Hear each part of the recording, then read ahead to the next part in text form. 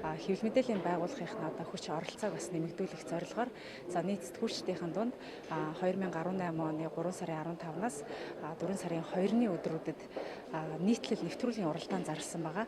Энэ одоо уралдаанд бол одоо манай нийт сэтгүүлчид маань одоо маш идэвх санаачлагтай оролцсон байгаа. Нийтдээ бол одоо 39 төр бүтээл ирснээс нийтлэлийн төрлөөр бол 21 бүтээл, нэвтрүүлгийн төрлөөр 18 бүтээл ирсэн байгаа. Тэгээд үнэхээр одоо маш өрсөлдөнтэй уралдаан болсон байгаа.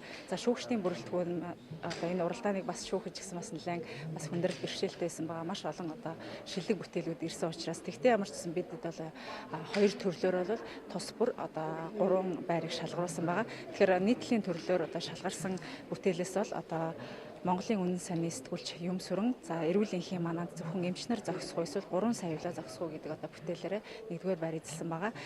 Нэвтрүүлгийн төрлөөр бол одоо UBS телевизийн одоо сэтгүүлч Цамдат бол эрүүл мэндийн анхан шатны тусламж үйлчилгээний хүртээмж гэсэн одоо нэвтрүүлгээр бас яг нэгдүгээр байр эзэлсэн байгаамаа. Тэгээд бидний бас яг энэ нэвтрүүлэгт одоо гол тавигдж байгаа гол шалгуур нь бол эрүүл мэндийн одоо бүх нийтийн эрүүл мэндийн хамралт гэж яг юу хэлдэг юм бэ? Тэгэхээр энэ хамралтыг одоо бас яг ард иргэдэд ойлгуулах одоо хамгийн сайхан энгийн бөгөөд сайхан одоо үгээр бичсэн одоо нэвтрүүлгийн төрөлдөд одоо дуу дүрсний одоо шаардлага хангасан нийтлэлтэд одоо найруулга гэдэг юм ийм одоо олон шалгуураар бид нар бас үнэлсэн байгаа.